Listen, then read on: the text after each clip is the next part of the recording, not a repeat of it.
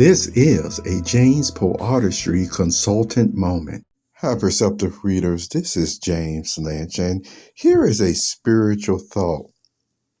Because of the simple fact, it goes deeper than what we normally talk about, and that's why I'm going to be brief. But I feel strongly about this still in my conscience. And it really goes like this. Why in the world have so many people been fooled that they have to accept the parameters of what Satan's game is, or BS game? Let me ask it again. Why in the world has so many people been fooled that they have to accept the parameters of Satan's game, or BS game? You see, there's still just this view that Satan and all his minions can just keep on doing all sorts of injustice towards persons who are God's people or learning about God. And then they'll reply every time the person yells for justice, cries for justice, whether they're a man, woman, or even a widow or orphan. All they can do is just fall back on, I'm talking Satan minions, is this.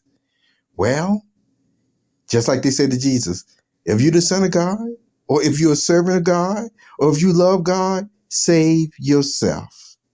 See, that's basically what they're saying.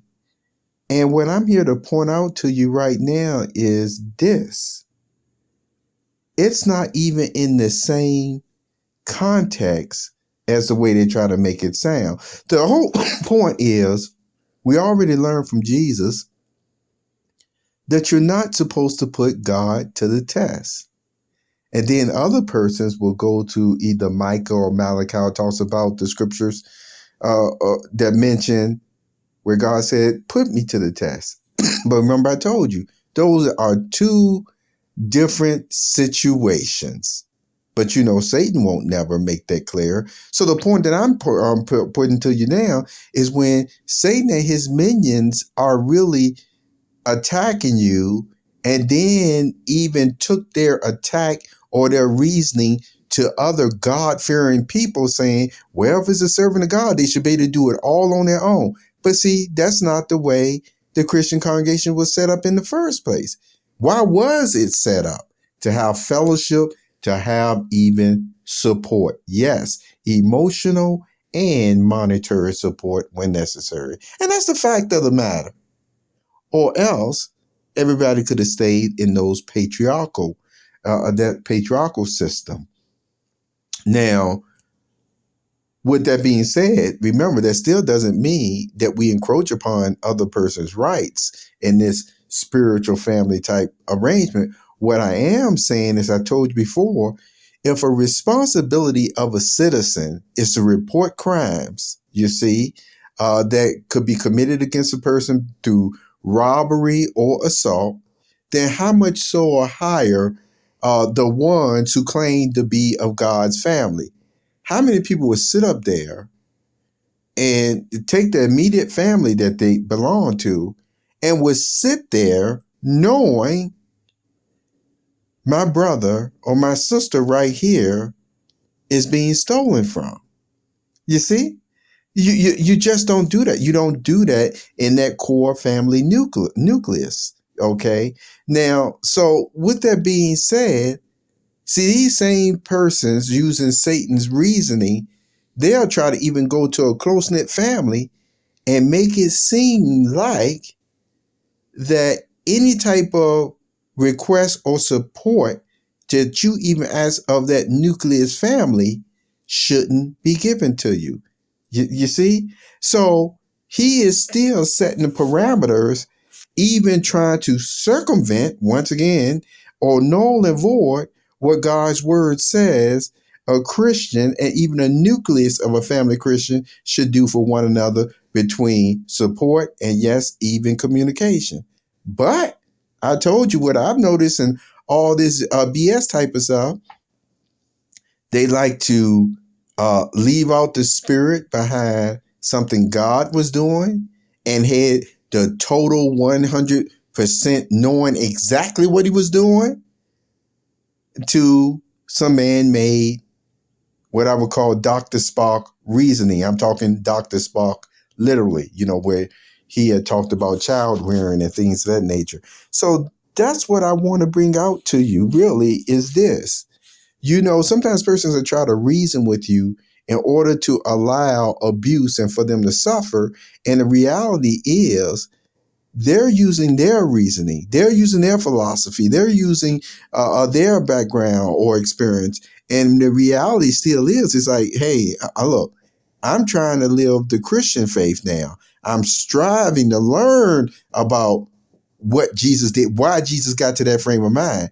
And that does not coincide with that same type of reasoning. You see, it doesn't coincide with the reasoning of God about not to put him to the test, because Satan put God to the test all the time. But Jesus shows Satan you're not supposed to do that. So I just wanted to make you aware that continue to pursue good and do not let the philosophies of today's world affect you still on what is really the right thing to do still in principle. You see, what is the right thing to do in principle? Okay. And I want to tell you one more thing about the children. See, never, and I'm saying this, parents love your children, children love your parents. But I'm telling you right now, do not, and I'm thinking about the spirit of Ezekiel chapter 18. I believe that's where it was at, where Jehovah God was talking, one time where he was just saying that, you know what? The children are not going to suffer for the sins of the father or the parents, and the parents are not going to suffer for the sins of the children. See, that there was a time period coming. Now, one thing for sure, we're certainly in a time period just like that, where we're standing on our own relationship with Jehovah God. So with that being said, one of the ways that parents have been turned in before, I'm referencing Nazi Germany, is through the propaganda and programming, even in school systems, they were having the children even turn on their parents. Now, I don't have the reports on exactly how some of the parents dealt with it. I just know some of the reports parents were picked up off of something that they could have even been joking about, and the child just misconstrued or what have you, but certainly went to school the next day and reported them. You see what I'm talking about? That is not being a child of that parent. You see, that child mind has already been taken. We could go deeper, but I won't. That'll give you something to meditate on. So show support. Show support. Listening to other parameters that really contradict what the freeness and givingness and love, the law of love of God is. I'd rather take the law of love from God. Okay? Have a wonderful day, Perceptive Readers. Take care.